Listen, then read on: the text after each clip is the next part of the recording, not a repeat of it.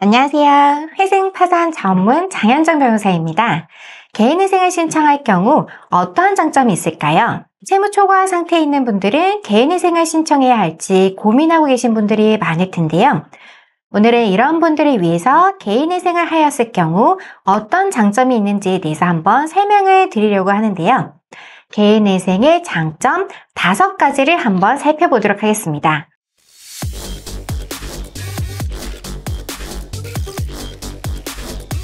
첫 번째 장점은 개인회생을 신청하면 채권자들의 채권 추심과 빚 독촉에서 해방될 수 있다는 것인데요. 카드값을 연체하거나 대출금을 갚지 못하게 되면 돈을 갚으라고 독촉 전화가 오고 문자도 오고 우편도 오고 직접 찾아오기까지 하죠. 연체 기간이 길어질수록 독촉을 받는 횟수도 많아지고 표현도 굉장히 과격해져서 이런 채권사의 독촉이 힘들다고 하소연하시는 분들이 많으신데요. 개인회생 신청을 하게 되면 1, 2주 이내에 법원에서 금지명령 결정을 내려주는데요. 금지명령 결정을 받게 되면 채권자 목록에 기재된 채권자들은 채무자에 대한 추심이 금지되게 됩니다. 그래서 개인회생 제도의 금지명령과 중지명령 절차를 적극 활용해서 채권 추심과 빚 독촉에서 해방될 수 있으신데요. 금지명령이란 채무자의 모든 재산에 대해 개인회생 채권 또는 개인회생 담보권에 기한 강제 집행들을 금지하는 것이고, 중지명령이랑 그 명령의 대상인 절차가 현재의 상태에서 동결이 되어 그 이상 진행이 되지 않도록 하는 것인데요.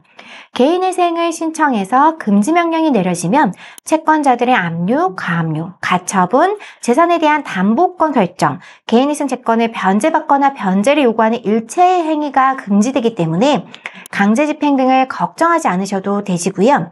만약 경매 절차가 진행 중에 있다면 중지명령을 통해서 경매 진행을 중지시킬 수도 있으세요.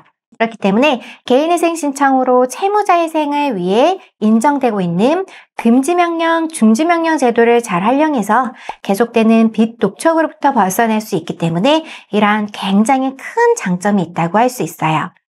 두 번째 장점은 개인회생은 정해진 변제기간 동안 변제금을 변제하면 나머지 채무를 탕감받을 수 있다는 것인데요.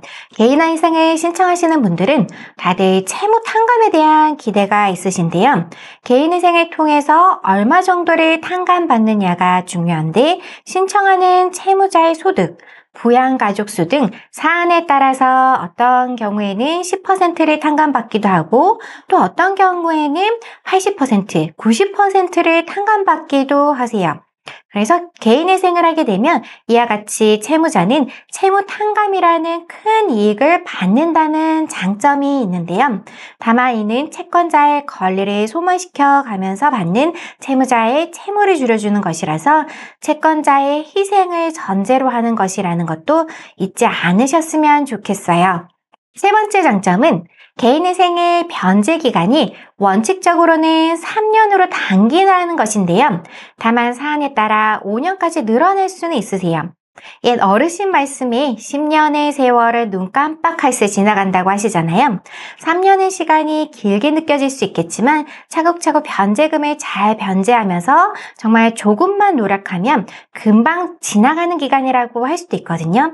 다만 개인회생의 변제 기간은 원칙적으로 3년이더라도 기타 재산이나 세금성 채무 때문에 최대 5년까지 늘어날 수 있긴 한데요.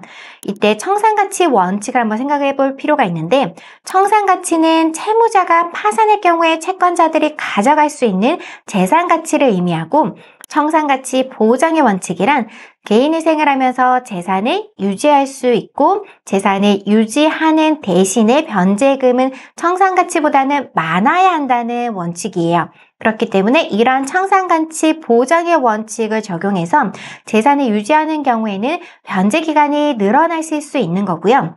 그런데 담보가 설정된 재산을 개인회생으로도 지킬 수 없기 때문에 이러한 부분은 헷갈리지는 않으셨으면 좋겠어요. 개인회생은 3년 내지 5년간의 변제 기간 동안 변제를 제대로 하면 면책이 되고 나머지 채무를 갚아야 할 책임이 소멸되고 채무자는 다시 사회생활을 정상적으로 할 수 있는 이런 큰 장점이 있는 거죠. 네 번째 장점은 개인회생은 생계를 위한 재산을 지키면서 일정한 변제 기간 동안 월 변제금을 변제하면 된다. 즉, 재산의 일정 부분은 지킬 수 있다는 건데요. 개인 파산의 경우에는 신청하는 채무자의 재산을 모두 청산해서 채권자들에게 배당을 해줘야 하기 때문에 재산을 지키기가 어렵지만 개인회생 제도는 이러한 개인 파산 제도의 경우와는 달라요. 개인회생 제도는 일정한 범위 내에서 부동산이나 차량 같은 재산을 그대로 유지하면서 변제금을 변제할 수 있고요. 물론 청산가치 이상을 변제해야 한다는 제약이 있긴 하지만 부동산, 배달용 자동차, 화물 트럭 등 생계와 연관된 재산을 처분하지 않고 계속해서 유지할 수 있다는 큰 장점이 있다는 거죠. 5번째 장점은 채무자가 변제할 수 있는 수준으로 월 변제금을 조정할 수 있다는 것인데요. 개인회생 제도는 부담하고 있는 채권의 크기를 기준으로 월 변제금을 정하는 것이 아니라 신청인의 변제 능력을 기준으로 월 변제금을 정하기 때문에 빚이 많다고 많이 갚아야 하는 것이 아니에요. 채무자의 소득에서 개인회생 최저생계비를 공제를 하고 나머지 가양소득으로만 변제하면 되는 제도이거든요. 그래서 채무자가 감당할 수 있는 수준으로 월 변제금을 조정할 수 있다는 장점. 그래서 생계와 연관되는 재산을 유지하면서 본인이 감당할 수 있는 변제금을 납부하면서 채무를 갚아나갈 수 있다는 큰 장점이 있는 것이죠.